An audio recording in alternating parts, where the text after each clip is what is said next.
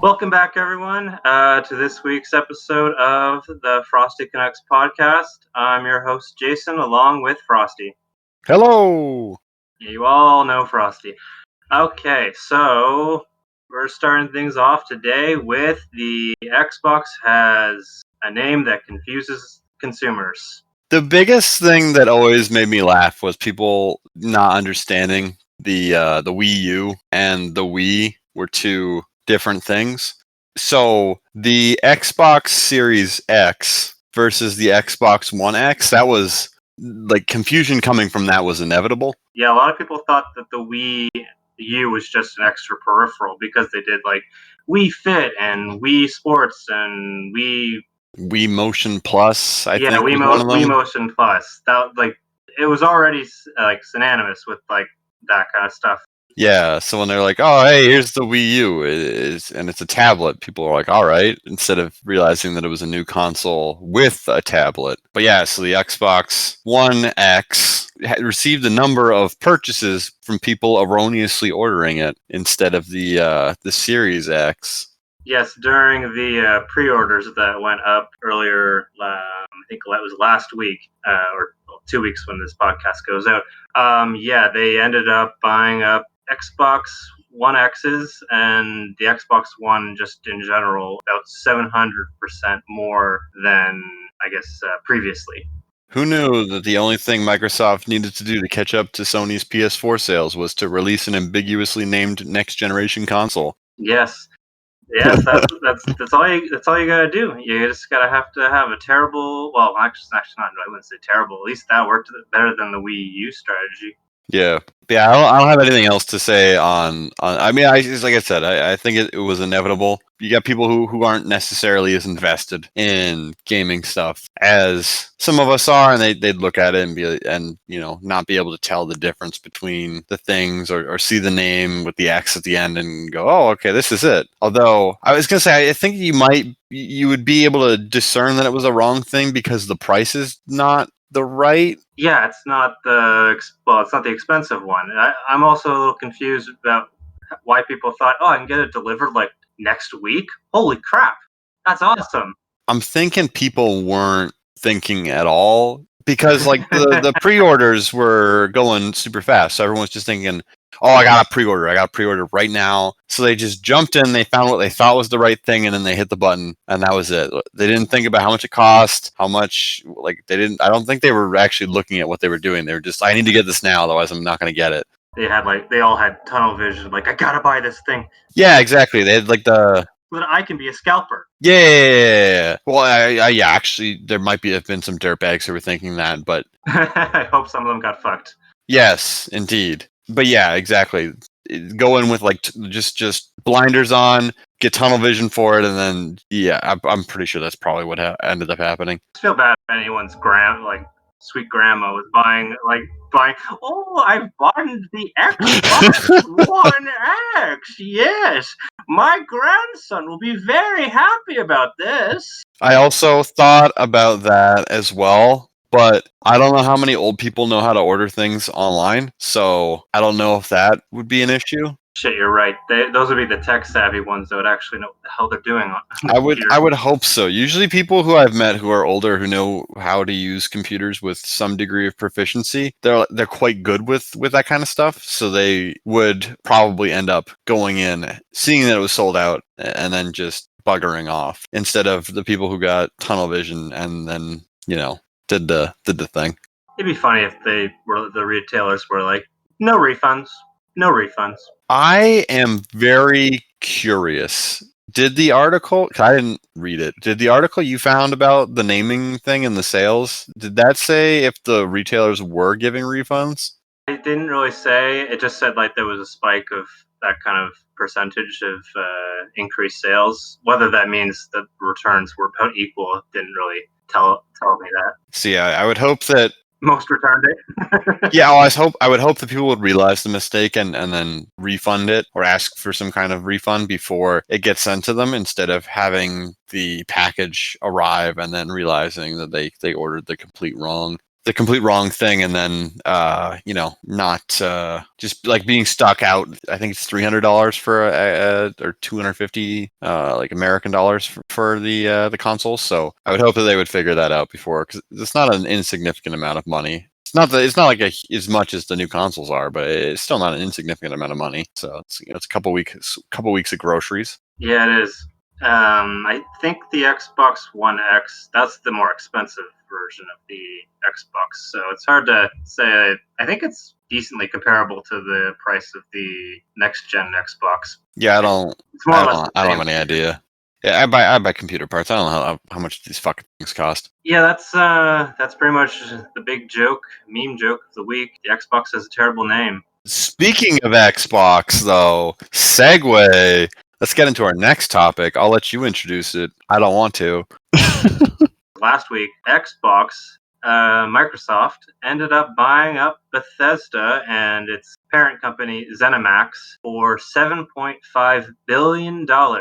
That is a lot of Cheeros. Yeah, my first reaction was that was it. I guess I thought Bethesda was like kind of worth a bit more, but it's still, yeah, like when you compare it to the price Minecraft was bought for, it was bought for $2 billion, 3 to 4 times more than Minecraft, but still, that was really just mainly for one game. Just for context, Disney paid $4 million for Marvel. 4 million? Yes, 4 million. And then I think that's before they became. Sorry, let me check that again. I don't actually know if that was million or billion. Hold on.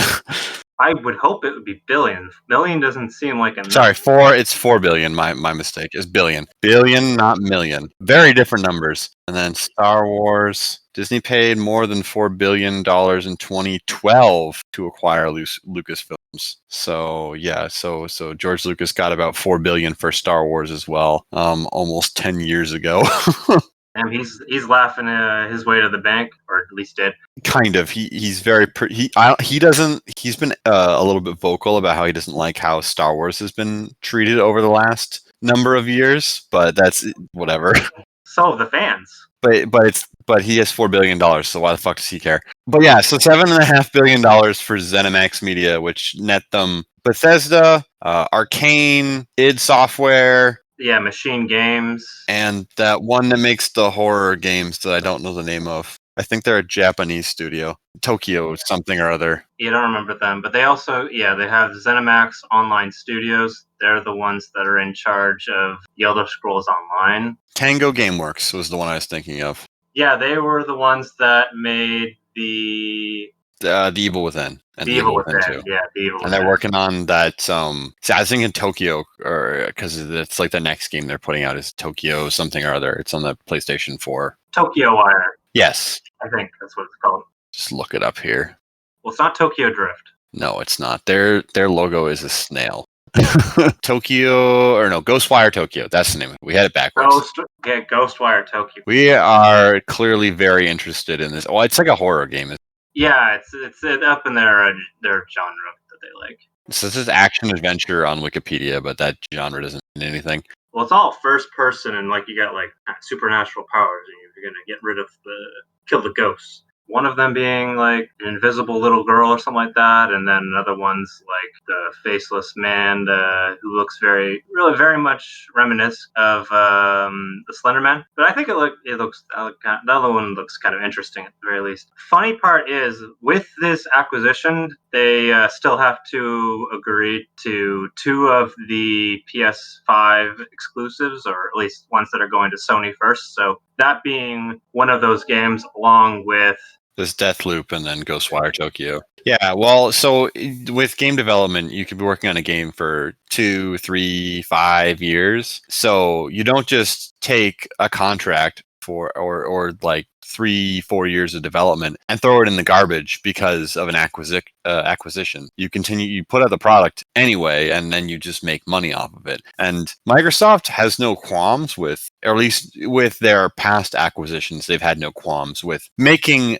a large amount of money off of any platform that they can put games on. Microsoft owned Mojang before Minecraft was put onto the Switch. So that's a thing that happened afterwards. It's a Microsoft published game, and I believe that Ori and the Blind Forest is also a Microsoft published game, and that's on Switch and the sequel as well. I don't know if that made it to PlayStation though. No, I don't. No, it definitely has not. Only recently did we get Cuphead. Yeah, they moved that from Xbox PC to the Switch first. And I ended up on the Switch, but then it came to the PS4, and I'm like, well, I'm more familiar with my controller on that, so I might as well pick it up there eventually. Yeah, I think that might still be Microsoft published. Let's see here.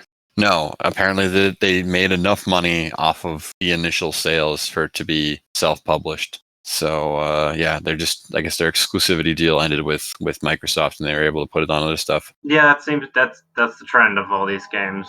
Just like Final Fantasy VII remake will finally be available. I guess April or something like next year, hopefully. But yeah, we're somewhat getting off topic. So like with that acquisition, the big kind of news from that isn't so much because I guess I should ask you there. Do you think that with this acquisition, that all of the intellectual property that has been scooped up by Microsoft will become exclusive in the future? I don't believe it will, just because the trend of Microsoft has been, oh, we're going to start pushing out these games to other platforms. They're in it for the software at this point, as I don't think they really want to be in the console market nearly as much as show. They're more interested in the software, which is why they even were able to push back at Halo Infinite, mostly because people thought it wasn't looking that good and it's been bit mismanaged. But That's kind of where I'm at with it as well. Their console offering this generation, and people don't get pissed off at me for saying this. I don't think Microsoft's console offering with this generation, or really with last generation, but especially with this generation, it's more of a here is a box that you can use to play Game Pass.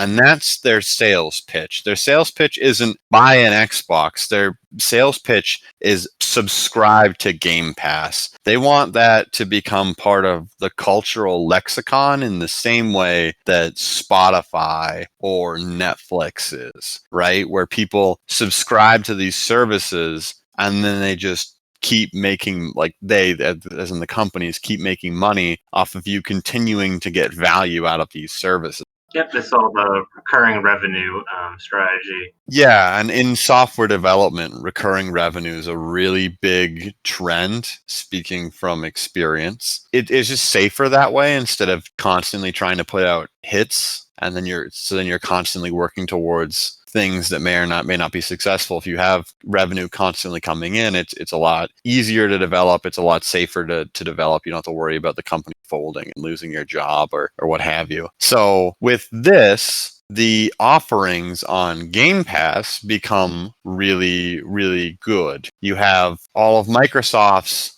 the first party stuff that they already had. You had a bunch of indie games on there. You had a bunch of different third party developed games that they were able to purchase to be on Game Pass for a select time. But now they're going to have all of the ZeniMax Media games on Game Pass. So that means all of the future games from id Software. So your Dooms, I guess they did Rage as well. Quake was a thing that happened A long time ago, yeah. Yeah, and then like all of Arcane's games coming out, all of the studios we mentioned before, all of their games are going to end up on the Game Pass eventually, and all their future games will presumably be on Game Pass from day one, just like all of the other Microsoft first party stuff is. And that's a huge win for Microsoft in terms of the Game Pass, because there's a lot of people, a lot of people who really like Bethesda games. So that is a huge value proposition for those people. You can pay for the Game Pass and you get to play the next Fallout game or the next Elder Scrolls game day one on the Game Pass instead of having to go and dole out whatever amount of money it is for it. So I think that's probably the biggest thing for them. And then as with Microsoft, I assume that they're still going to put at least Bethesda's games, because those are the kind of really big hitters on Sony's platform, just so they can make money off of it. I don't think they're going to stop doing that. Yeah, there's no way that they're not going to put it out on the PlayStation or even the Switch if it can kind of handle it. Yeah. Both of those are money makers. They make hundreds of thousands of sales, millions of sales in some cases. I know, like, I think the Fallout made at least Millions of sales. It's always millions of sales. Yeah, exactly. So there's not a single way that they're not going to be like, yeah, let's cut the audience in half. You could make the argument, okay, well, Microsoft has this ZeniMax media exclusively under their control now. Let's make all of their titles exclusive so people have a reason to come to Xbox. I don't think, like I said before, I don't think Microsoft gives a shit if you buy their console. They want you to have a box you can buy Game Pass on. That is their strategy this generation. They don't like everything, all their presentations, all their wording, all of their everything is very focused on Game Pass. I don't know if you noticed at E3 in 2019, but Game Pass was said a lot more than anything else during the presentation. And that's the presentation where they were actually showing off why you would want to actually buy the next generation consoles. And the same wording has been present in everything that they've done since. It's always Game Pass, Game Pass, Game Pass. They really want you. That's what they're doubling. That's what they're investing in. That is their future. They don't care as much about the box. I don't think they care more about getting you on the Game Pass. Well, it's the same for their Windows 10 platform. They only sell the software really for it now. They're not even trying to make Windows 11, Windows 12. They pretty much stopped. Oh yeah, no, it's exactly the same in the OS. Yeah, exactly. That's a great point. It's the exact same strategy, and it's probably going to work reasonably well. My question for you would be, how soon do you think they're going to start flipping the switch like Netflix does, where they're increasing it steadily? Because I know when I started with Netflix, it was only $9.99 Canadian a month, and then it creeped up to $10.99, and then it went up all the way to $13.99. So how soon do you think they're going to switch that? Once it's relatively successful, or there's maybe... I don't know enough. I didn't get on the Netflix train, and I'm still not on the Spotify train for a really long time. So I've only had Netflix well after a lot of the price increases, and I haven't seen a price increase since I've started using that service. That said, with the ZeniMax properties under their belt, I would hazard a guess that if there's going to be a price increase, I would assume that it might happen in a couple of years. Fundamentally, you want to keep something cheap so that people are willing to pay for it. And then once they get using it, they're more likely to continue paying for it. That's typically how this kind of stuff works. So in the early years, you want to leave it as cheap as you can and then raise the price progressively once they've gotten to that point where it is culturally relevant as part of the lexicon in the same way that Netflix is. They want people to be using the service and dependent on a service is probably the best word. They want people to have a relationship with the service already, and then when they raise the price, people will be like, fuck it, it's only $2 more. I can afford this. It's whatever. Yeah, I'm almost inclined to think they're going with Bethesda. Whenever Starfield or the Elder Scrolls 6 comes on, I wonder if they're going to that's a couple months beforehand. That's when they're going to increase the price. Perhaps. For me, it's I always have Netflix, even when I don't use it for a month, I'm paying for it. Yeah, exactly. How many people are really going month to month and going I'll cancel it now because the games I want to play aren't out yet? I think the overwhelming majority of people who are on Game Pass probably just have it and keep it. So the battle that Microsoft has right now is getting people to adopt using it, because once people start using it, they'll just keep paying for it in perpetuity because it's actually a really good deal. Well, it's what, $10 to $15 a month? It's $10 American. It's $13 Canadian. I was looking at it earlier because it's a really good deal. Well, yeah, and you're excited because I told you that Doom Eternal was coming to the Game Pass in early October. That's only on everything but PC. Oh, for the... Yeah, I wasn't too pleased. I learned about that earlier today. I was going to, so I'm playing what I'm playing right now, but afterwards I have a whole a blank slate in my what am I playing? So I was gonna buy a month of Game Pass time and then play through a few games that I saw on there that I wanted to play, and Doom Eternal is one of them. But yeah, it's not gonna be out, so I'm gonna keep that I'm gonna keep biding my time on that one until Doom Eternal comes out, I think. And then I'll probably give it a go. But yeah, I am, for $13, that is a much better price to play some of those games than it would be for me to buy them all on sale on Steam. I have, I think, 250-ish games on Steam or something. that, like, a lot of them I will never play again. I played through them once and I have no desire to go back to them. So the Game Pass, from my perspective, is like a video game rental service. You go in, you pay whatever for the month, you download the games you're interested in, you play them, and then you never have to touch them again. It doesn't matter. I only really need a way to play games again if I actually have a desire to play them again. And for Doom Eternal, like, I played Doom 2016 through the once. I didn't really want to play it through it again, so I assume that I'll have the same relationship with Doom Eternal. Dishonored 2 was on there. I haven't played that, so I thought, okay, that'd be, I could play that instead of buying it on Steam, even though it'll probably be, by now, it'll probably be on sale on Steam for a really good price whenever the next big sale happens. But yeah, if it's on Game Pass, I can do it through Game Pass. Ori and the Will of the Wisp is on there. I'm not willing to pay the price that they're asking for that game because I have reasons for it. I won't drag the podcast down by explaining them, but I'm not willing to pay the price that they're asking for that. So if I could get that with Game Pass, then that'd be great. That's the Metroidvania-like game, right?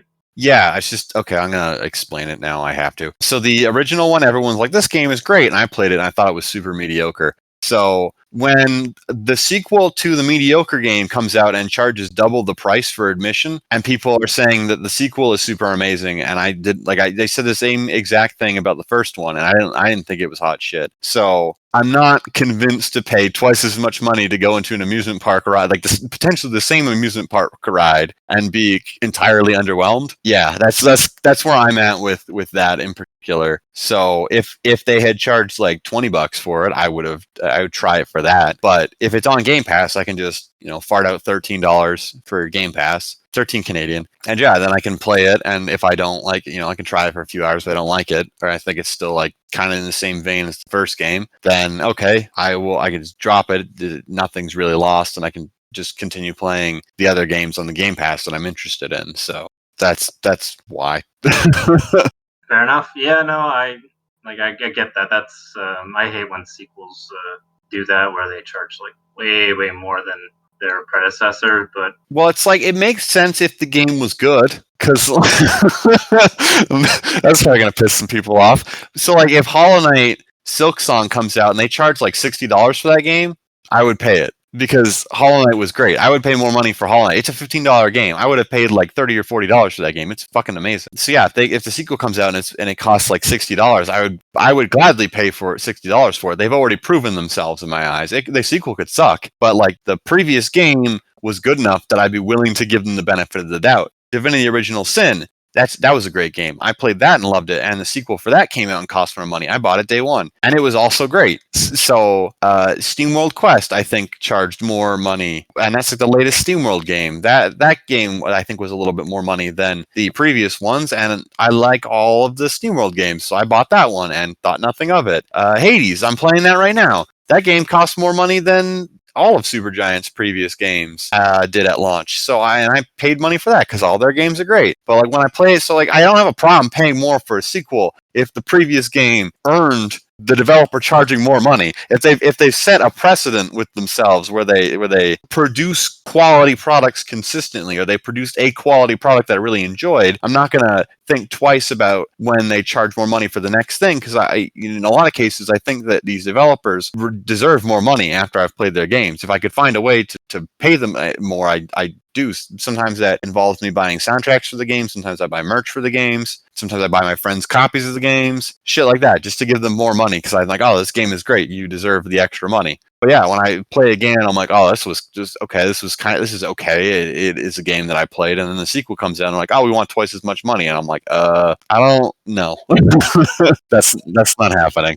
Yeah, you're a much nicer person than I am. I don't usually just pay once, and I'm like, all right, I had my fun. Yeah, well, I guess my thing is, like, I've played some of these games, and in some cases, I don't agree with the price that they're charging for them, because I think that they're worth more, right? Like I said, Hollow Knight's like a $15, or not like a $15 game. It is a $15 game. It is a $15 game, and it is worth way more than $15. It's a phenomenal game. Yeah, given the opportunity, I would have paid more money for it. I kind of did through extra purchases I made after the fact. Yeah, I picked up a copy on the PS4.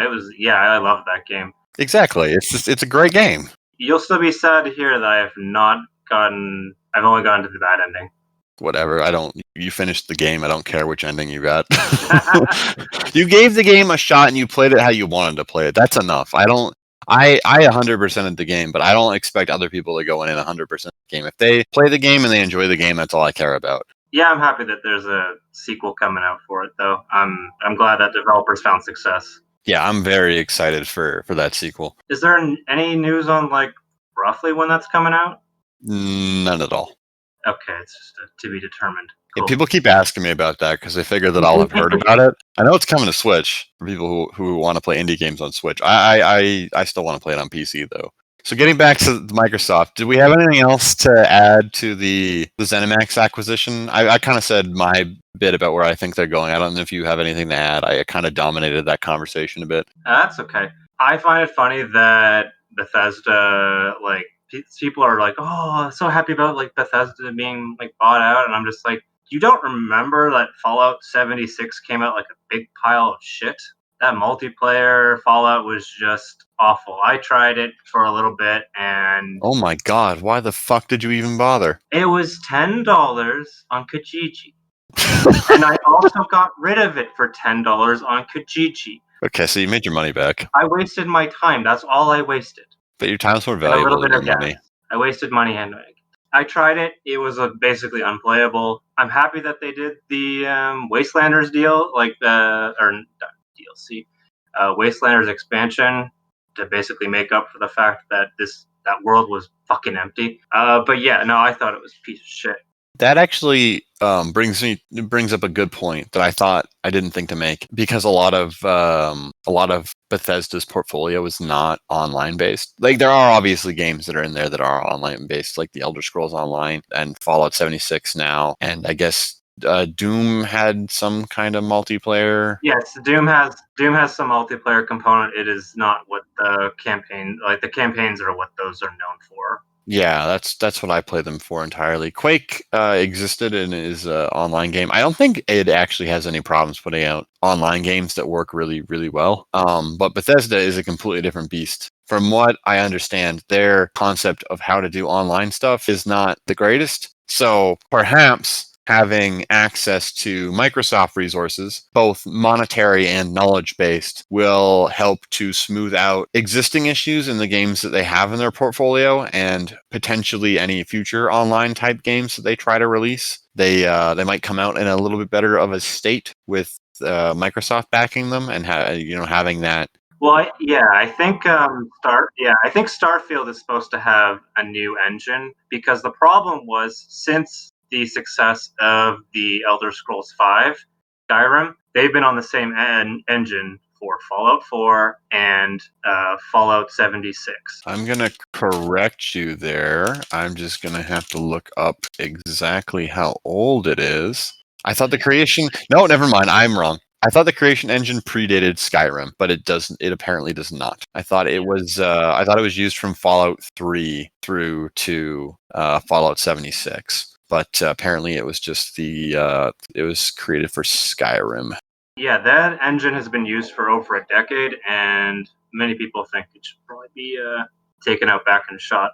The big problem with RPG game engines is that you invest so much resources into fleshing them out, and every single release you put out adds more and more assets to the engine that can just work with the engine. It becomes a really big investment then to invest the same level of put the same amount of assets and resources into a new engine that you've spent over like a decade adding stuff to. It's not tenable to just create a new engine and then just take 10 years of work and just drop it into this new engine. You largely have to redo a lot of the work, and redoing a decade's worth of work takes like a fucking decade to do. So you can't just do this shit overnight, which is why there's like a huge sunk cost fallacy, specifically when you have these really large in-house made engine, which makes it so people developers don't really want to move over to new stuff, because it's fucking expensive,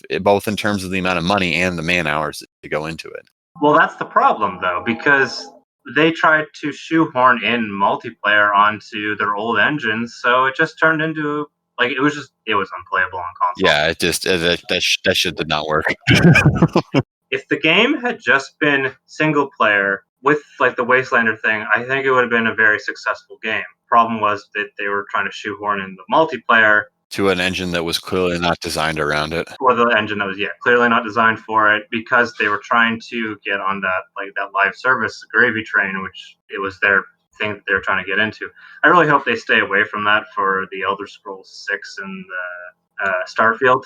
I will make a side point about that. Fallout 76 was not the first time they tried to do that. No, it's not the first time. You'll notice that with an entire console generation went by without a new Elder Scrolls game being released. And the reason for that is most definitely that they put all of their eggs into the Elder Scrolls Online, and they were expecting, I assume, for that game to be much more successful than it is because of how successful Skyrim had been. But yeah, I think that if Elder Scrolls Online had actually taken off in the fashion that they wanted to, you would have seen Skyrim Remastered released at the very end of the current console generation instead of smack dab in the middle of it. The thing about Bethesda is the games under it are good. I'm hoping, that with this Microsoft acquisition, that maybe some parts of Bethesda will get a little bit better with their newer games like Starfield. Like, I'm hoping that that's really gonna wow people.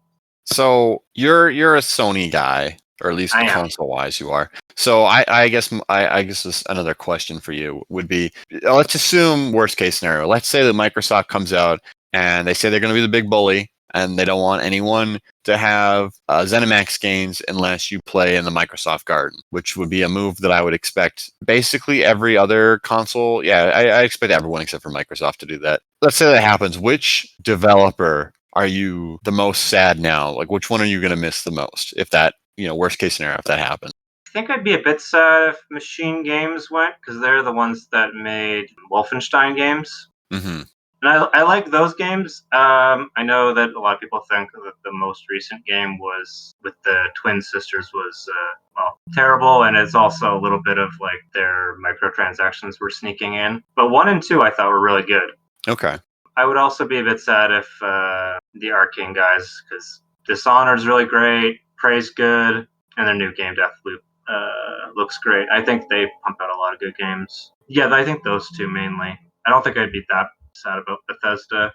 I was gonna say Bethesda's probably the big one, but I don't think I've ever played a Bethesda developed game. I've played Bethesda published games. Yeah, they're really janky.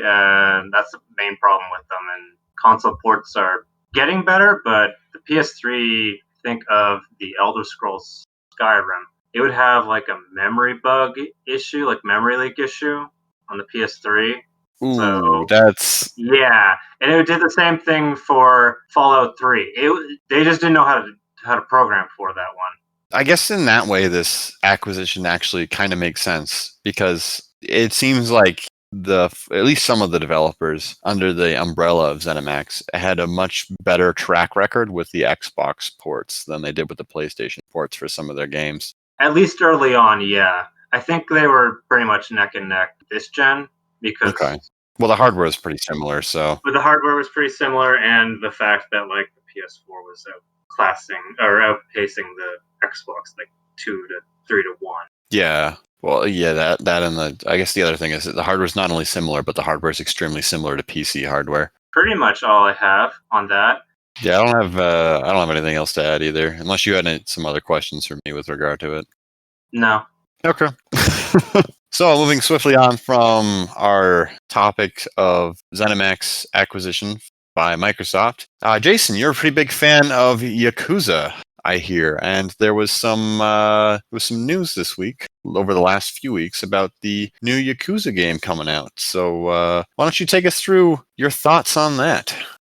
All right. So yeah, Yakuza 7. It's I think it was about a month ago. It was announced that it was going to be a launch title, and for the. I was going to say a launch title for which? Both consoles or just? No, I have to get into that. It's going to be a launch title for the Xbox Series X. It'll be on the Xbox One. It'll be on the PS4. PS5 got the shaft, and it's going to be down in March of next year. Why I don't really know, because traditionally the Yakuza games have been kind of always on PC first, or not PC, PlayStation first. Yeah, it's kind of weird. There, you can get if you get Yakuza 7 digitally, then on the PS4, then you can upgrade to the PS5 for free. It's got that whole smart delivery, which is nice. I don't know if that includes the physical one though, but yeah. So Yakuza is a series that's been here since around 2005 on the PS2, and it didn't really get all that popular until Yakuza 0 and Yakuza Kiwami came out in the middle of the 2010s. And ever since then, it's been gaining in popularity up to the point where I don't even think it's kind of like cult popularity. It's like enough that Sega really notices that there's an audience in the Western market, as the release dates have been getting closer and closer together with the Japanese releases. Yeah, I was gonna say I didn't know what the fuck a Yakuza even was until whenever Yakuza 0 came out, and I think that was when the franchise really blew up, and that was the intention, right? They put out a prequel to the first game with the intention of remastering them, and they were hoping, hey, if we like introduced an entire new audience to this, will it catch on? Like, can we, since we're remastering the games anyway, will they get invested in them and will they buy them? And I think that actually really paid off for them in a big way. Oh yeah, no, it definitely paid off in a big way for them because ever since then, they were happy when it was like, oh, it sold like maybe 500,000 or 1,000,000 copies in the West, and like that was unheard of for the Yakuza series up till then, because they had actually released all the games. So the Yakuza 1 and 2, the original ones, were on the PS2, and then the other 3 through 5 were on the PS3. It was pretty much only on Sony platform that they were putting those out. This is why I've never heard of these games before. Which is why I never heard of them. The PC of Yakuza 0, came out like I think 2 or 3 years ago at this point, which is why you then heard about it. But yeah, it's mostly been on Sony's platform for forever.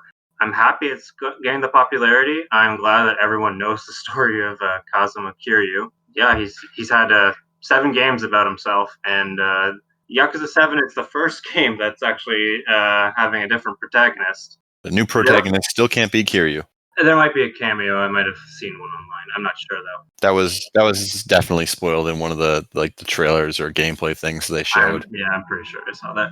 It's a new protagonist, and the interesting part about this is they've changed the combat entirely. It's going to be all turn-based, and your characters will have like different jobs. So the crazy number of jobs that there are. You could be like a hostess or a host. You could be like a break dancer, and you're going to be like attacking with breakdancing moves and shit like that. Be like, maybe I don't know, maybe you could be like a scam artist. There's a lot of different roles that you could, like, jobs you can play.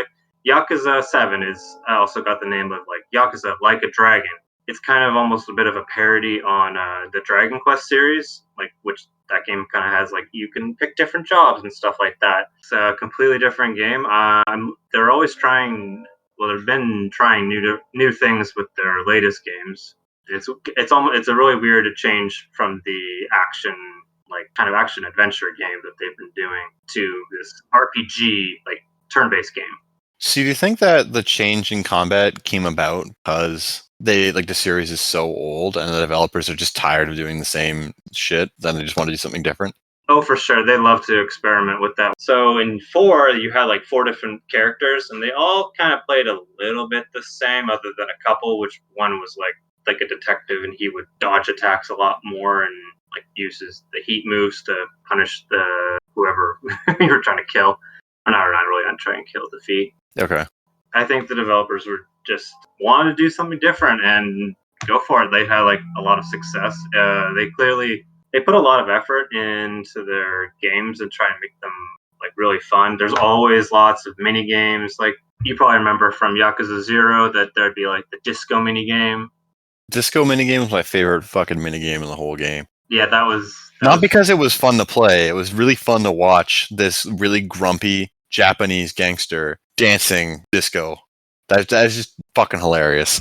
It's such like a clash of tone. It was great. Well, the whole game is a clash of tone. Like you'll be going from disco to a serious fight, back to like karaoke or hostess club management, and then you'll go like kick some guy's teeth in an alley.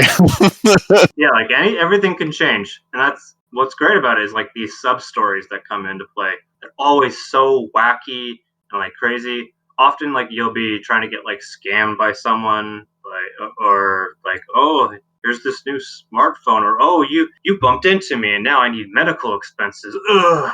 I like the one where the guy, like the kid's going around stealing people's pants. That one was really funny to me. Yeah, that one was pretty good. There's one where another one I really liked was when you find the message in the public bathroom. I think that's one of the ones that Majima does. And then like he figures that he got like set up at the end, but then like the lady actually appears.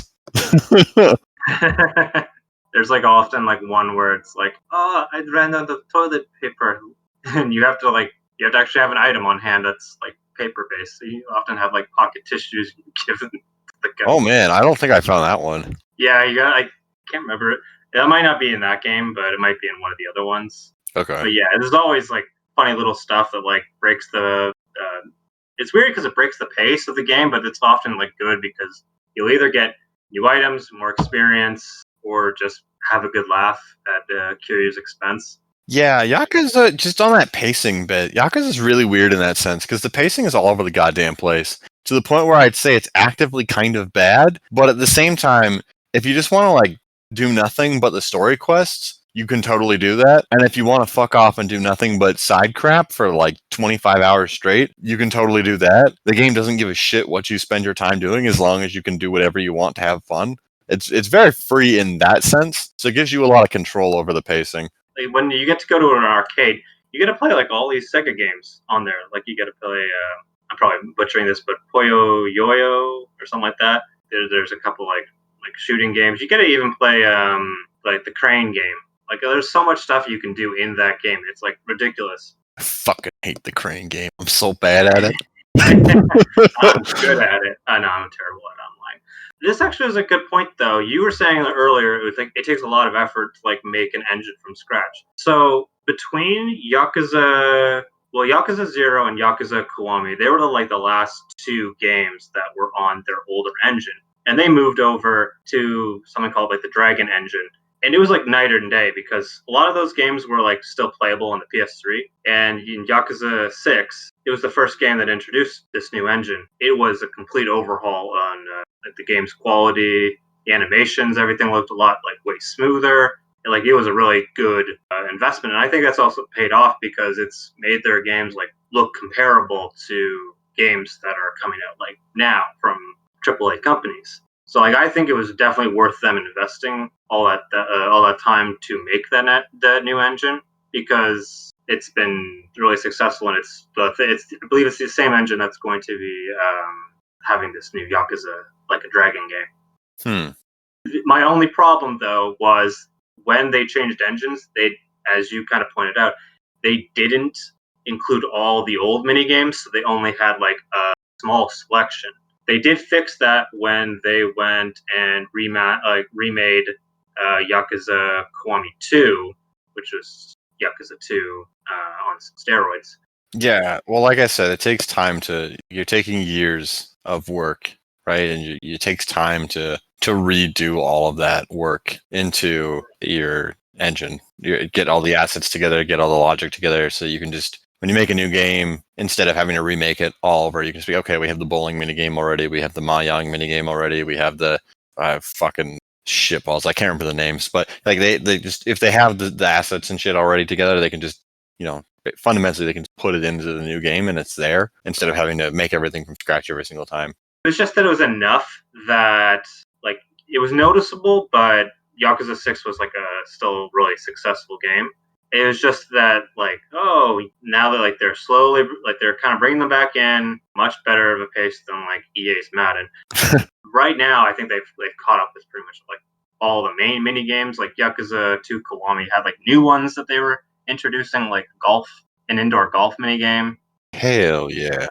It was like if you can pick up Yakuza Kiwami 2, you'll be able to see like the main differences I'm talking about. I don't know if it's on PC yet. I think it is. I don't know. I liked Yakuza 0 a lot. In fact, I played it earlier this year. It's one of my favorite games from this year. Yeah, it's really fun. I just don't know if I will have the patience to go through another Yakuza game, because they're fun until you get tired of doing the side stuff and then you just want to see the rest of the story. I just don't know if I want to play another one of them, because I know that it's going to be, if I get really into it, I know it's going to be like a 60, 70 hour investment of time, and that's a lot. Fair enough. I have enough time on my hands, I guess, to do that. But yeah, I've played pretty much all the Yakuza games. I do need to still play 5 at some point. The remastered collection of 3, 4, and 5 came out. I played 3 and 4 like pretty much quickly, and then I was like, I don't want to get burned out. Kind of like what you were saying. You don't want to play It's just it again. that You don't want the burnout. Yeah, my burnout timer is just way the fuck longer than yours is on this kind of stuff. So yeah, I still have to play that, but like Kazuma Kiryu, his ride is great. I would recommend anyone get into the Yakuza series. If you're gonna start with 0 or 1. You don't need to play 0 to technically know like who these characters are, because 1 just introduces them over again. Fuck that shit. Play 0. 0's great. Oh no, you can play 0. 0 is great. No. Don't optionally play 0. Absolutely play 0. 0's a fucking amazing game. The story in that game is gripping. It's so tense, and you're sitting there just waiting for all the it just stacks these fucking dominoes on top of each other, and you're just waiting for all of the shit to hit the fan, and for everything to just start falling over, and just everything. It's fantastic. I love it. It also has one of my favorite tutorial levels. You know, the one where you're in kind of the big hostess club with Majima? Yeah. I love that tutorial level. That's a perfect example of how to do like a tutorial right, of how to introduce like character special moves and stuff. Yeah, when that whole sequence was happening, I was like, what the fuck is even happening? And it didn't dawn on me until like more than halfway through that I was going through another tutorial for this other character. And then it's also very weird when you get like, because you come from Kiryu's story, like it just starts off and it just immediately grabs you and brings you in with this, he gets framed for a murder, and you're like, oh shit. And then it cuts to like the cabaret club, and there's this goofy guy with an eye patch, and he's like, hello, sir. And he's being all polite to this guy who's being a total douche. And you're like, all right, what the fuck is happening? Well, the master is always right. Yeah. Except when you kick his ass. Well, that's the thing. You don't kick his ass. You like dodge all that. Like that. I guess that's true. You just dodge, and then you like pat him on the back, and he like stumbles, and then you're like, "You've caused a scene. Will you pay for everyone's drinks after?" And he's like so embarrassed when he realizes what's happening, and he pays for everyone's fucking booze. I love that level, or I love that chapter in that game. I like all the chapters of Majima. He's a great character. Do you think like the dual protagonists took away from it, or did it just make it better because like you got to play like 2 different stories essentially that eventually they like cross? Yeah, I spent a lot of the game wondering where the hell, because I figured they were going to cross. I just spent a very long time wondering when it was going to happen, and when I could finally see where the threads were starting to meet up, I was like, okay, cool, we're getting somewhere. As far as protagonists go, I liked Majima way more than Kiryu, but that's mostly down to the fact that Majima is actually a character, and Kiryu is more of a blank slate who we experience the world through. He's got like a bit of character, but he's kind of like he's like an unflavored slice of white bread or some shit. He's just like very plain, very not characterized super duper well. But that's entirely so that we can, experience the world in the same way that he does. But yeah, so I thought that the dual protagonist thing worked perfectly fine. I don't know if I would enjoy playing through an entire game with just Kiryu, because he's kind of a charismaless bastard. But everyone else in the cast, at least in Yakuza 0, had enough charisma to make up for it. So I would assume that the same is true in all of the other games. Yeah, more or less. So they, for the most part, you're playing just as Kiryu. I think for 1, 2, and 3. But then in the 4th one, you got like different characters. Like you get 4 different stories, and then in the 5th one, I think it's either 4 or 5. But then 6 goes back to the 1. Actually, my favorite game from them has probably been Judgment, which is where you play as kind of this private detective, but you're also like you were also a lawyer at one point, but you think you kind of fucked up by letting this criminal go, and then it's all about the mystery about like what really happened. And like it was a really good game. It was technically it's in the same world. I was gonna say, isn't it like in the same city? Yeah, I was gonna say, isn't it like a spin-off? It's a spin-off.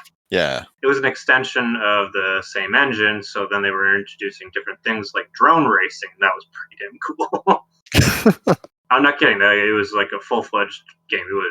It was great. Like I spent like 5 or 6 hours on that alone. Like once you get into a Yakuza-like game, you lose a lot of time. Yeah, I guess actually that's the one. So like what was it? Majima, when you unlock the underground casino, I legit spent the rest of that night and the entire next night doing nothing but play. I just played poker. Like I just kept playing poker. I really enjoy. I mean, it's like whenever you have like a video game that's a single player game, you know that poker is always designed in such a way that it favors the player. Yeah, it does. But I really enjoy just like sitting back and just playing poker. So that's all I did. I just played poker for 3 hours the one night and like 5 hours the next night. This is great. Did you ever use any of like the cheat items or? Oh hell no! That's not how you. No, fuck! I'm not gonna cheat with poker. The game already favors me enough. I don't need to cheat. Did you ever try mahjong? I did. I did not understand what I don't. They explain the rules, and the tutorial is 20 pages long, and that's far too much reading for me to do. So I sat down. I like skimmed through it, and I tried to play a game, and I lost, obviously, because I didn't. Like I said, I didn't read the fucking rules, so I had no idea what I was doing. Like I just did not have the patience to try and learn how to fuck to play that. Learned like enough where like I have a basic understanding of how to play and can win some hands, but a lot of it is luck based. A lot of it has to do with like you don't like sometimes it'll be like, oh, you'll pawn or can't remember the other words. But you'll have like the sets like 4, 5, 6 of the circle ones, and you don't actually want to take that. You want to just build up your hands so that you call sumo, and then you win by not having your whole entire hand concealed. But it's probably taken me a good 4 Yakuza games to really understand what the hell I'm doing with mahjong, because I hated it first too. Yeah, well, it's if you have the patience to figure it out, or you just already understand it, it's fine. But yeah, it's not. I assume if you spend the time on it, it's not super difficult. But if you just like go in, don't really read the rules, and then try and play it, you won't fuck you're doing. That was my approach for the first 2 times, but yeah, I had first 2 times I played the game. But yeah, no, eventually you start like understanding, oh, I need to do this, or a lot of it has to do with you gotta react to what other people are throwing out. Because once you notice, like, oh, that green dragon has been out 2 times, like, I can't make a set from this. Fuck it, get rid of it. Let me see what else I can grab. It's basically just trying to manage, like, what you think they have and what hopefully they'll get rid of. It's an entire game of reads then. A lot of it is reads. You gotta be like, oh, they got rid of that. Like, what's the chance I'm gonna get the third of that? And screw it, I'll just get rid of it now. And then you try and just make up a combination, because you either get like a series of numbers like 7, 8, 9. You get like 3 of a kind, because in order to win, you need, I think there's like 14 piece tiles, and you have to get 3 4 types and then like 1 double. So if you're able to manage that, you have to figure out like, okay, what are people going to throw up for that, like that one I need the 2 of, or if it's not that, then ideally what you're trying to get is like you have like, let's say 2, 3, and 4 of something, or sorry, you have 2, 3 of something.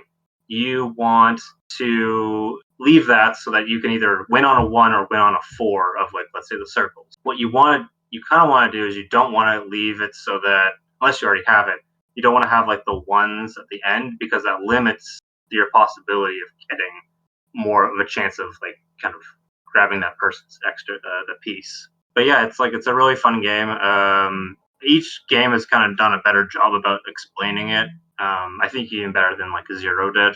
They've also kind of like relabeled the tiles a little bit, like giving them a little bit more like of a Western kind of approach. I was going to say, giving them more like an English stylized. Yeah, an English style, because like I think in one of the original PS3 games, like they just didn't really show the numbers like the 6 instead of like line, like some sort of Japanese character for. Yeah, I was gonna say, don't they use like the Japanese tallying for like the numbers on them instead of not that?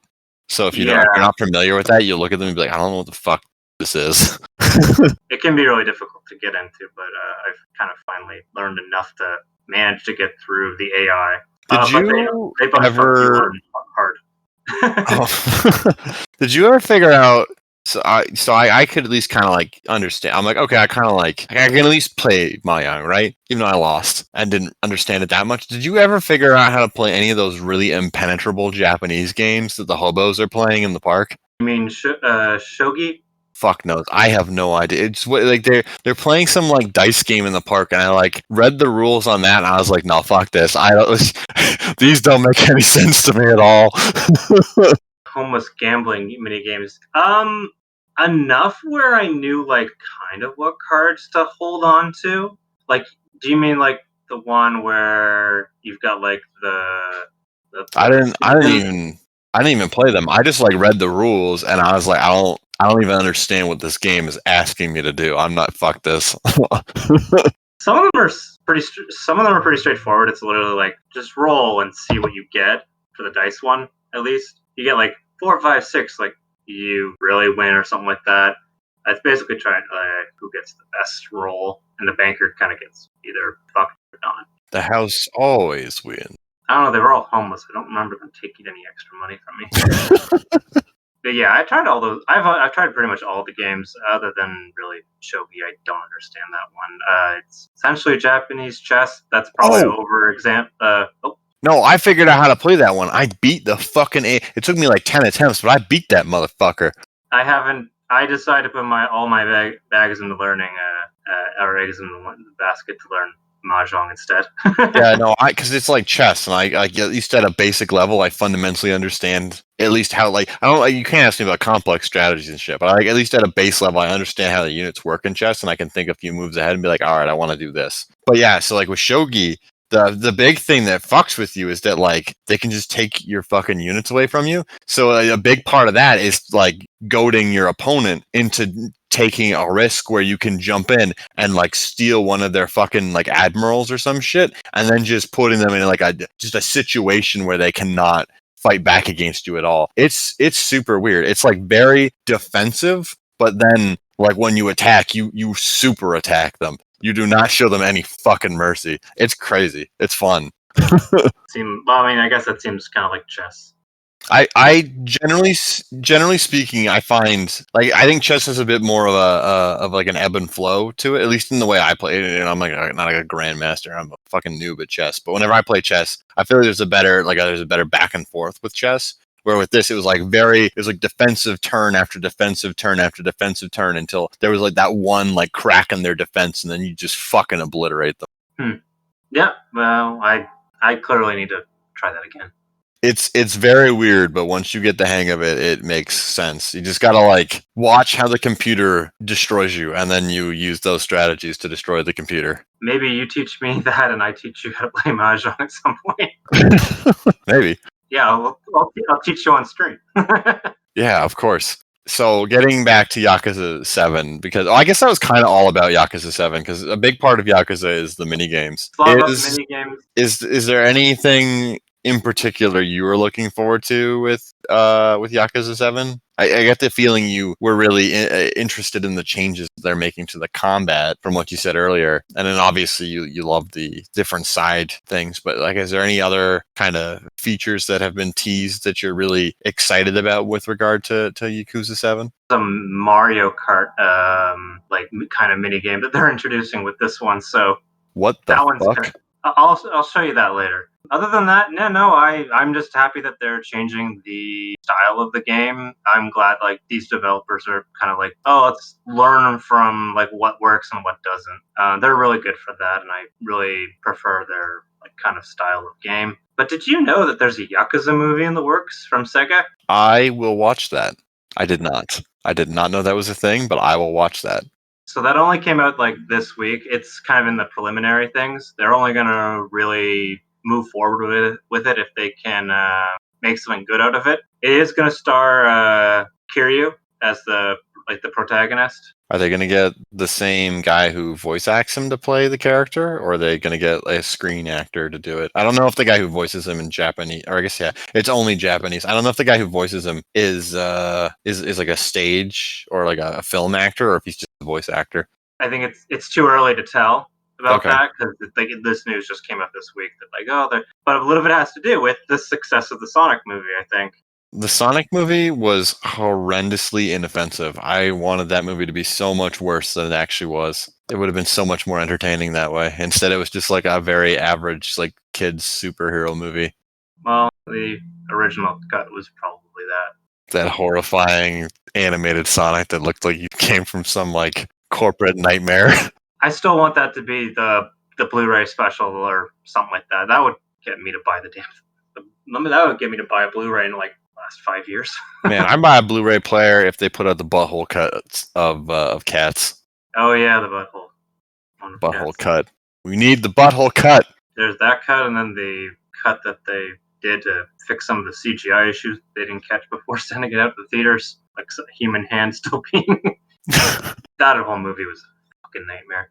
We're getting on in time, so we want to move over to the games that we've been playing. Oddly enough, I decided I'd give Call of Duty a try this week, and what the shit? I played the Call of Duty Modern Warfare 2 campaign remastered. So it's just strictly it's the campaign. Which it was free on like the PlayStation Plus, so I didn't pay any. Well, I did pay money, but which one is that? Is it the one where it's brown and gray and you shoot the terrorist stick off?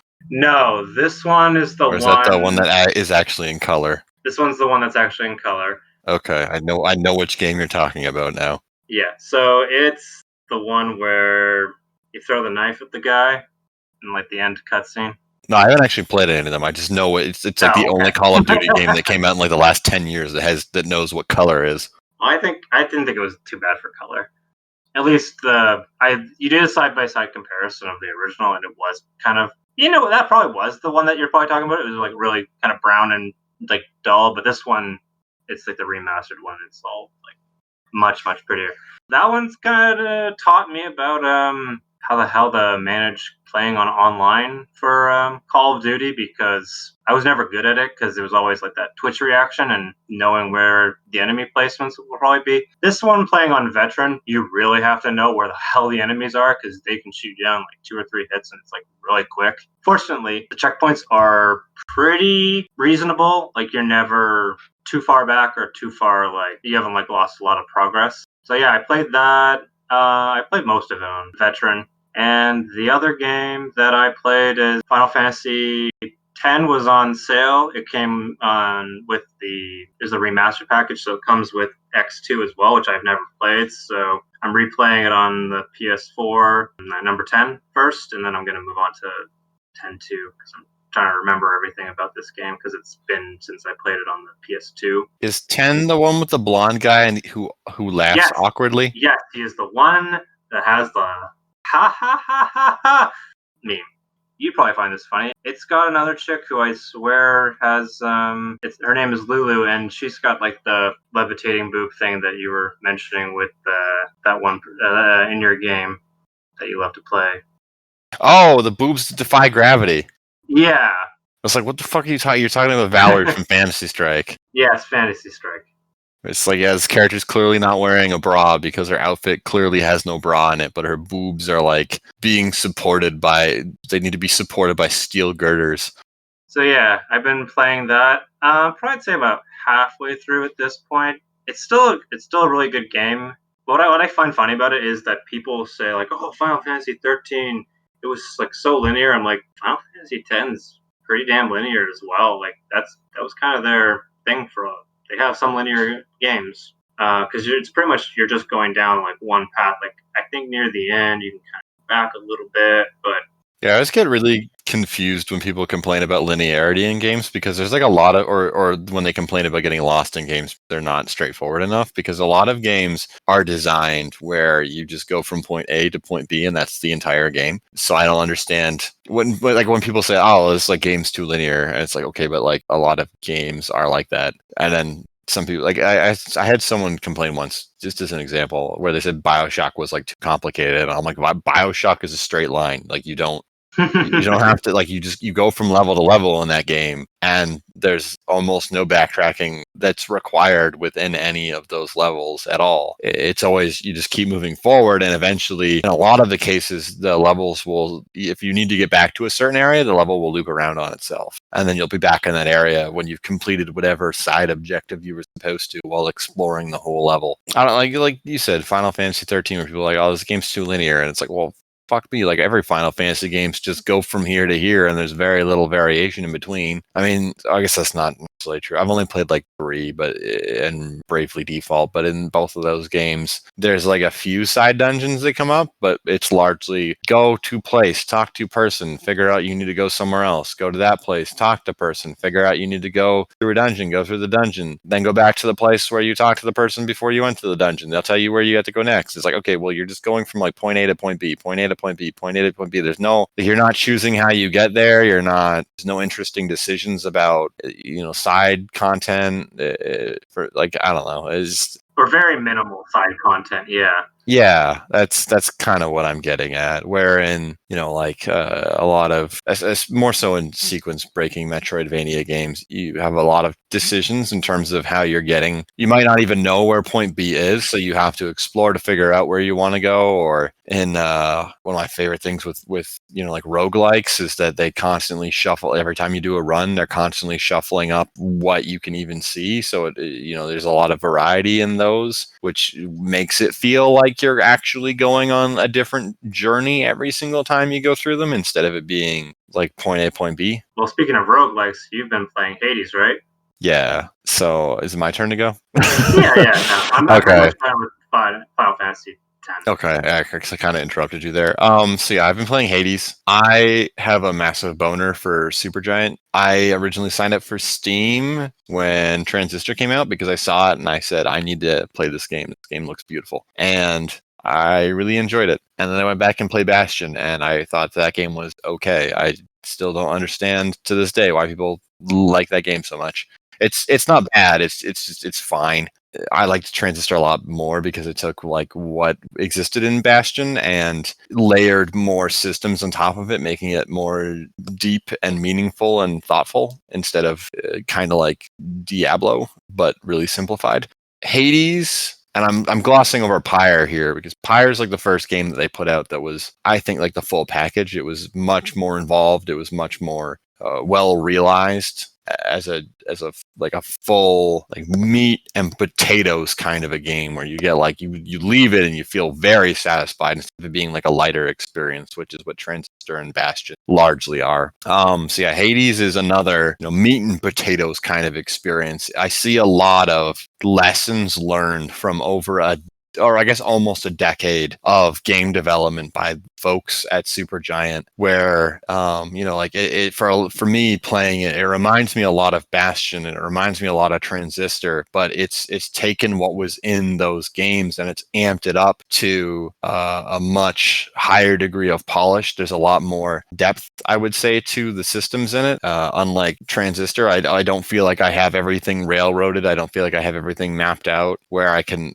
just optimize the entire game to the point where I don't have to think about it anymore. And a big part of that comes from the game being in the roguelike framework. So you can figure out some overpowered combinations with the different abilities you acquire throughout a run, but you're not guaranteed to find that exact same combination in a future run. So a lot of the game has experimentation where you're figuring out what abilities accentuate what other abilities in really powerful ways so that you can, escape from the underworld. So, quick question.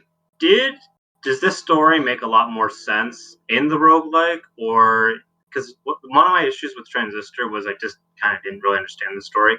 It's been a really long time since I've played it, so I cannot remember 100% of what happened, but I just knew the story kind of felt like a little like I was kind of either confused or I just didn't really get all invested in the story. Is this one a lot Sure.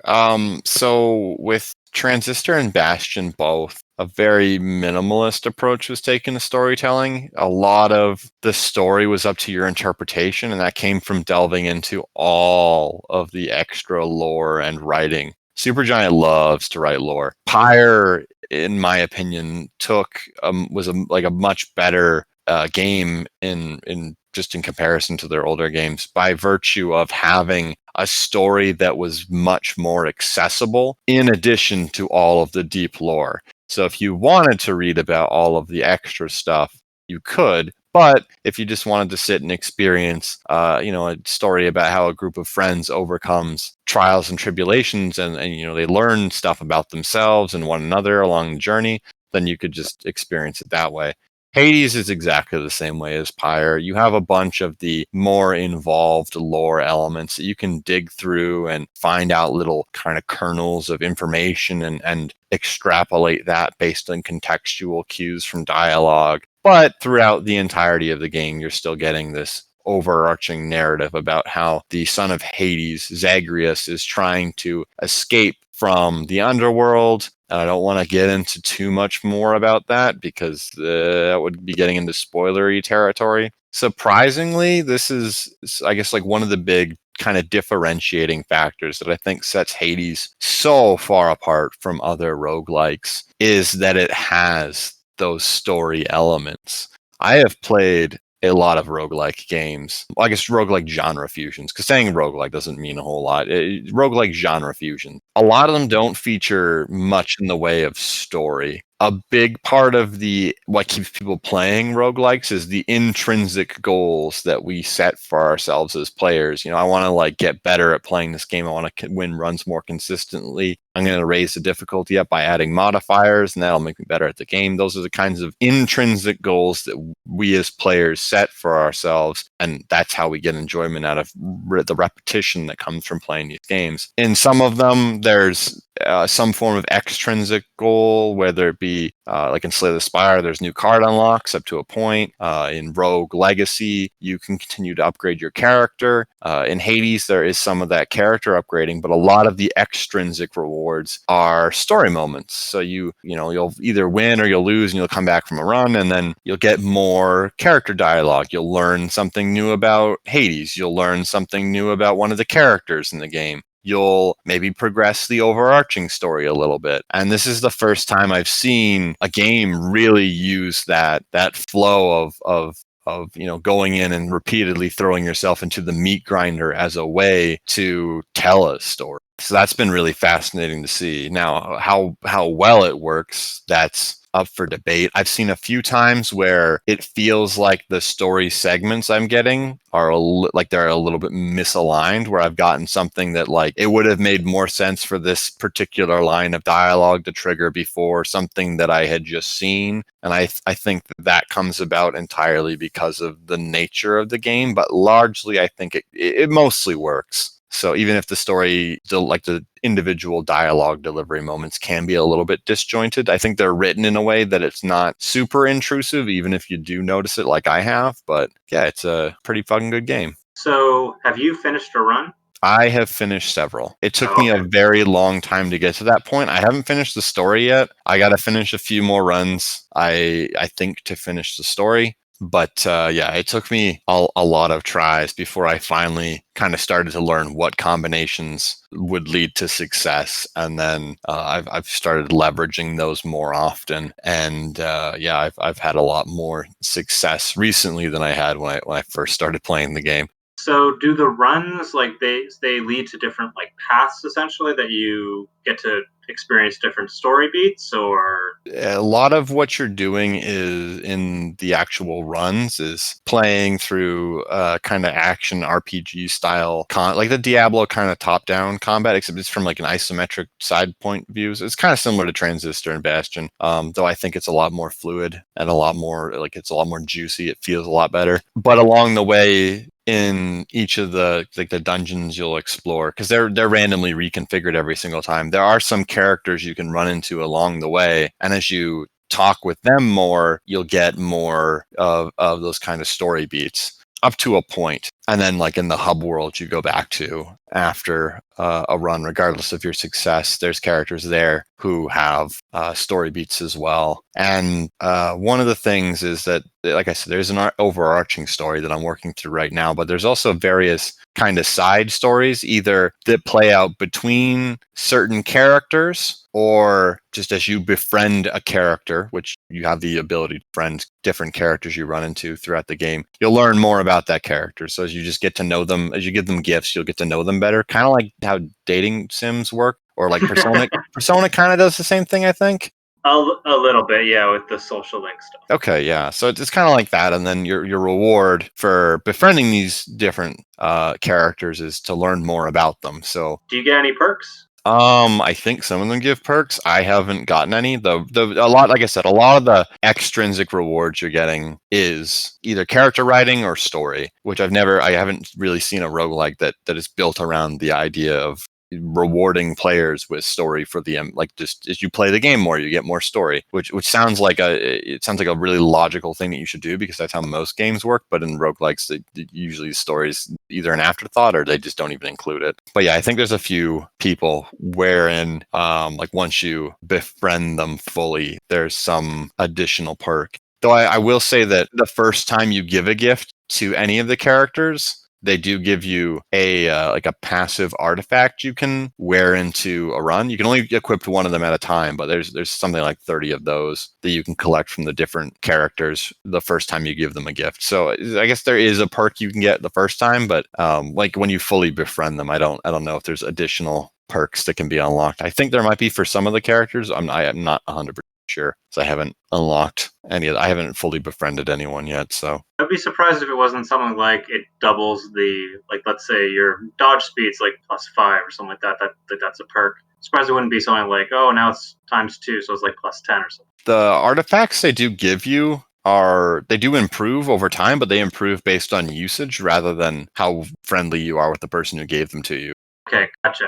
But yeah, thus far, I'm very close to fully befriending 2 different people. So like Artemis is one of the gods of, so like the big part of the game is that different gods from the Olympian gods are helping you. So I have almost fully befriended Artemis, and my reward for doing that is that she is now kind of divulging more personal details about herself that were not presently being made available to me. So as I've continued to like be friendly towards her and give her offerings, she's now in turn exposing more of her her backstory, her who she is as a character to Zagreus and by extension to me as the player. So but I don't expect that I don't expect that when that happens I will maybe in the background it had some effect on the rarity tier of the different buffs that I could get from her, but I'm not 100% certain that was the case.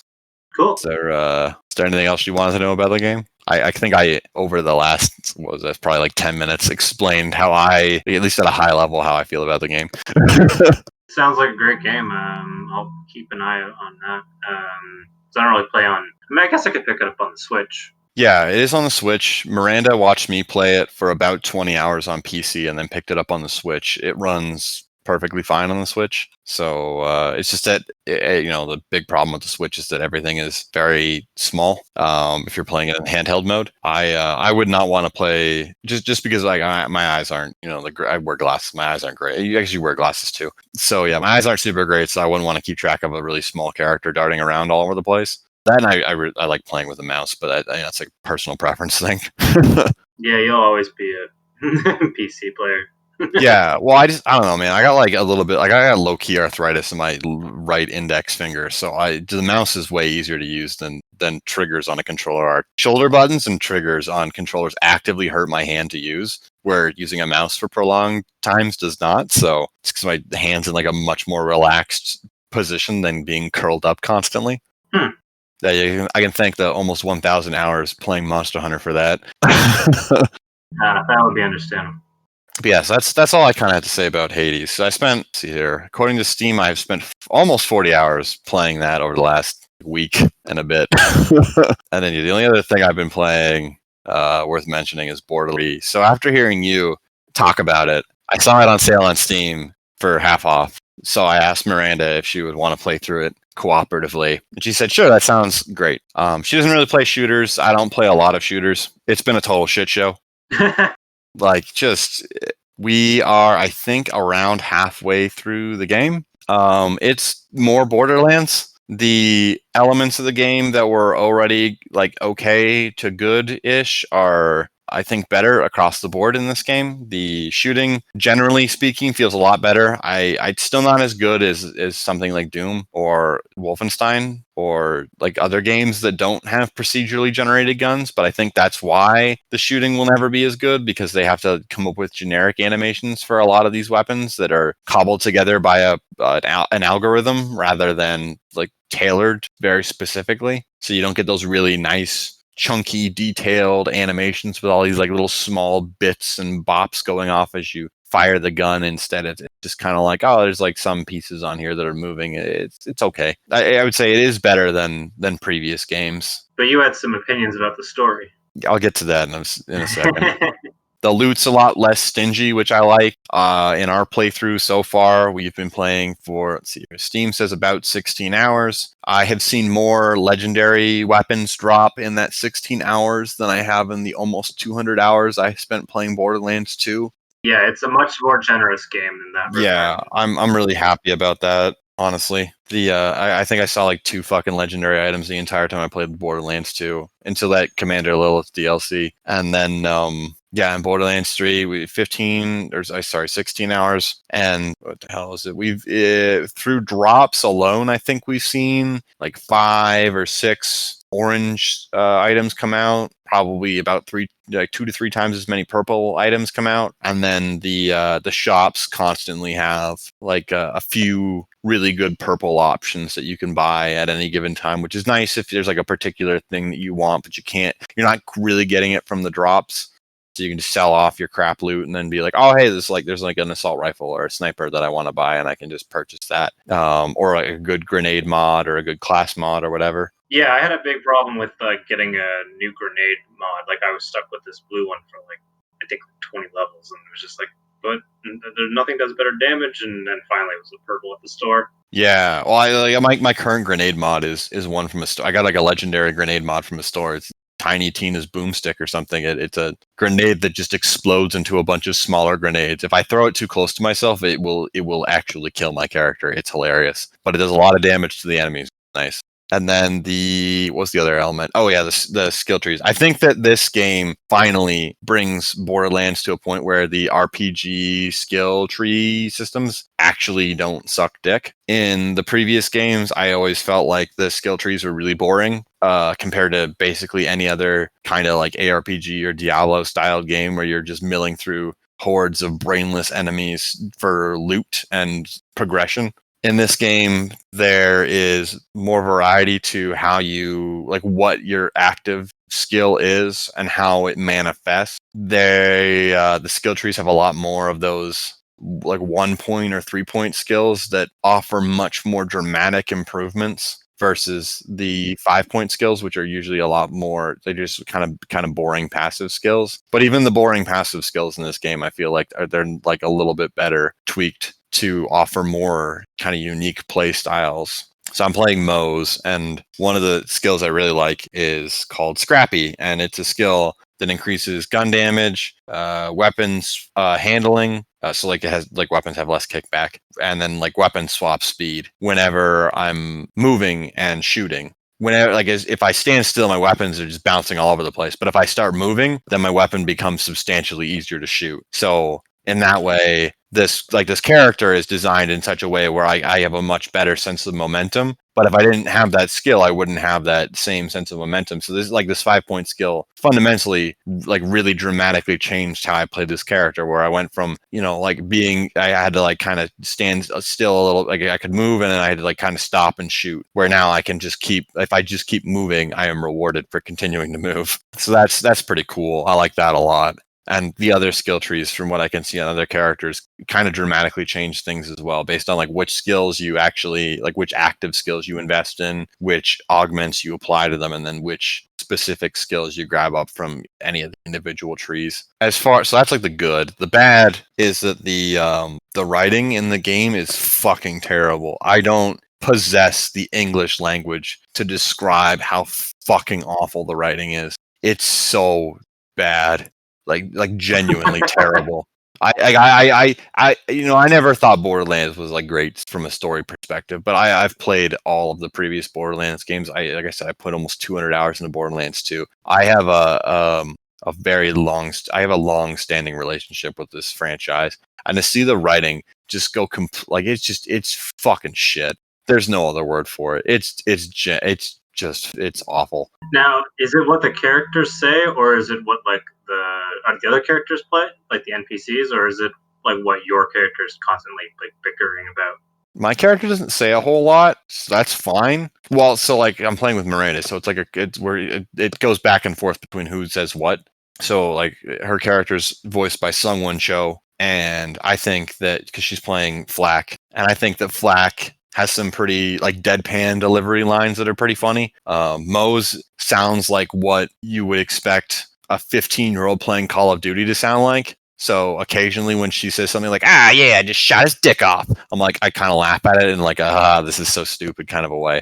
But if I was hearing that constantly, I'd get really annoyed by it. But the fact that I hear Flack and Mose in equal measure, I think balances it out so that it's not annoying. I can just sit there and laugh when she says something like really fucking stupid. But no, for me, the big thing is that like it's just like the characters in the story. I don't give a fuck what any of them are saying. I don't give a fuck about the story, because the story basically took a bunch of established rules in this universe and just fucking flushed them down the toilet. The characters talk for way too long. The dialogue they deliver is not funny. It is actively unfunny. The bad guys in particular, I feel like they're trying to capture the same magic that Damian Clark had for Handsome Jack, where he was ad-libbing a bunch of stuff and he's just a sass master the entire time. But Tyrene's just like, she's not even remotely like that. And I don't know if this is part of the direction that the voice actor was given, or if it's just because of the script. But like the energy and charisma that Damian Clark brought to Handsome Jack's performance is not present in Tyrene at all. So instead of being this like charismatic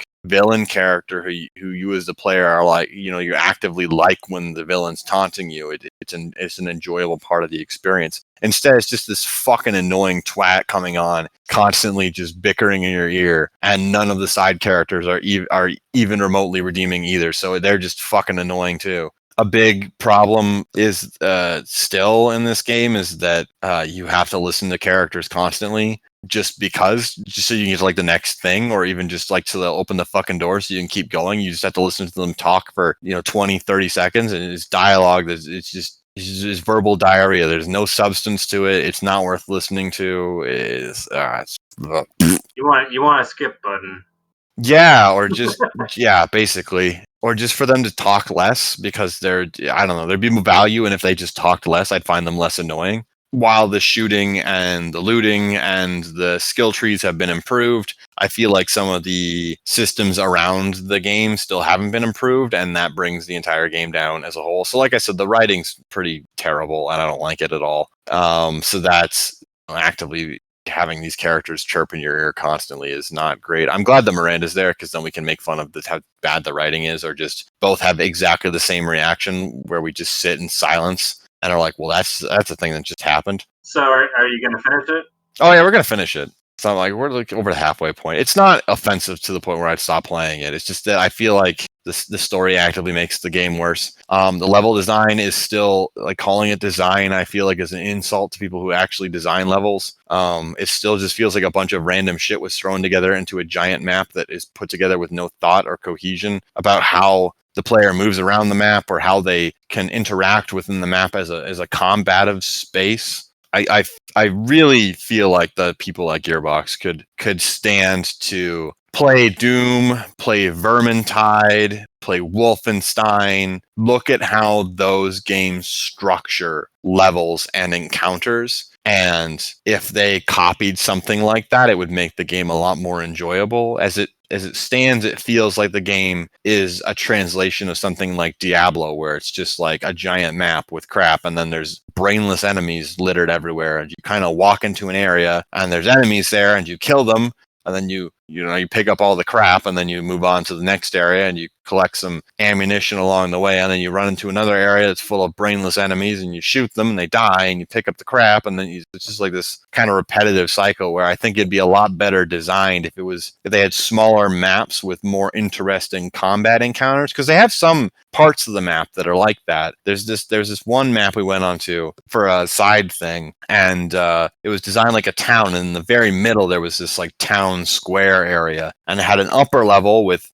bad guys all around it, and there was some kind of verticality in that area where there was crates and stuff you could get up to and balconies, and then there was stairs that went down to a lower area, and there was additional encounters down there. And I feel like if more of the map was like just like the map was concentrated into stuff like that, and you had waves of bad guys that descended upon you when you entered certain areas, and you had to like figure out where they were like the best place to defend from was, or you had to organize like figure out where you could like where they were spawning from, and then organize choke points that you could prevent them from getting into like the wider area and becoming more of a problem. I feel like that would make the game, as far as the combat goes, a lot more interesting. There'd be more depth to it instead of just walk into the area, shoot the guys, collect the shit. So yeah, that's kind of where I'm at. Yeah, it's funny that you mentioned that, because like that area is completely missable. Like you do not have to go to that area. Yeah, I know. It's a side area, and it's one of the only like that one like midsection of that map I thought was like, I'm like, oh man, I wish like more of the game was like this than what it is, which is like just pockets of encounters littered across a gigantic map. That was my favorite side mission. Well, I didn't like having to wander around to 3 areas across the map, which were way the fuck too far away from one another, because it took like a solid 20 minutes to walk from like one side of the map to the other side of the map. But yeah, that one like centralized area, I like that a lot. That stood out to me as like a really like, oh man, I wish the game, like I said, I wish the game had more of that. And then yeah, the maps that actually have driving sections and still suck fucking ass, because the driving still sucks fucking ass. I hate the driving in Borderlands. Do you think it's a little bit better? I don't know. It feels the same to me. I press forward the entire time, and I have to swivel the camera to change the car's direction. I don't know. It just it doesn't make a whole. I don't know. To me, it doesn't make a whole lot of sense. That, and there's like no way to there's like no dedicated, or if there is a dedicated like drifting button, I don't know what it is. Yeah, so you have to like kind of force drifts by like manually slowing down all around corners and swiveling the camera very aggressively, which I don't feel makes as much sense. I don't know. I think I prefer just like arcadey type racers like Mario Kart a little bit more for driving, where it's like I press like a drift button and then like kind of lean in the direction I want to drift, and then I can shoot around corners that way. I was gonna say, you must hate those levels that are purely. Yeah, well, there was one mission we had to do with where we were. It was like to get into like an area, we had to go through like a driving section, and yeah, I think we had the car explode like 4 or 5 times on us. So we had to keep like fucking getting the car back. It got to the point where I was just like riding in the back of the car, and when we got to like an area, I just jumped out and started just gunning. Like, because I'm playing Moses, I just got in my giant mech suit. And I just started gunning everything down, because I'm like, this is more efficient than trying to use any of the fucking weapons in this stupid piece of shit. You had a completely different experience to what I did. Like, I only lost my vehicle like once. We could not for the life of us shoot down those fucking towers with the rocket launchers. So I just like got out of the car and just like shot them down manually, because I just could not, while the car was moving, for the life of me shoot. I guess that's the other thing, is that like one of us was driving and one of us was manning the secondary turret. So it's like that just makes it a lot harder, because it's like I don't know where the fuck, like when I was driving, Miranda didn't know where the fuck I was gonna go. So I was trying to like not die, and then when she was driving, I didn't know where the fuck she was gonna go. So it just ended up being a huge clusterfuck, and it's just easier for me to just hop out and have her just like skirt around and me just take care of all the rocket launchers and all the fucking vehicles and shit. Yeah, because I was playing it single player, so that's probably honestly, neither of us can drive the vehicles for shit, so that's a huge problem.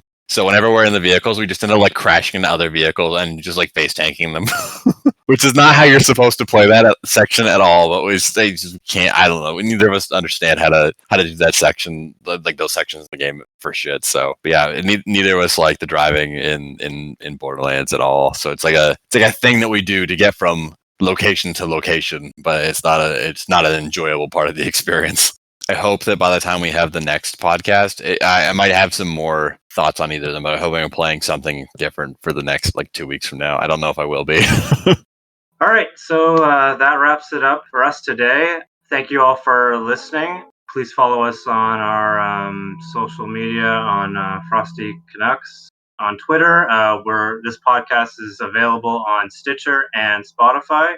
You wanted to plug your stuff, Frosty? So I can be found at FrostyLit on Twitter. I can be found on my blog where I write about video games at frostylite.ca. I regularly write, I would say, short form content, kind of like what you just listened to me say when I was describing Hades and Borderlands 3, and I'll probably have articles for those two games coming out in the coming weeks if you want to check those out. That might have more detailed thoughts than just what I said here in the podcast. I think some of it might end up getting rehashed in those.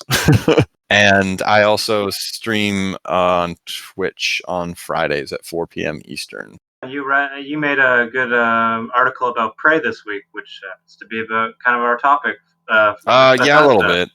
Just by virtue of the fact that Microsoft does effectively own that intellectual property now. Yeah, I like that game a lot, but I really did not like the nightmare enemies, and that was the topic of the post. So I had some suggestions for how I think it might change, and if you read the comments, I am currently arguing with my friend Thomas. Well, I guess I wouldn't say arguing. We're debating about what different types of design things could be used as an alternative to what was used in the game and what the merits of those different things are. And this happens almost every time I post anything game design related.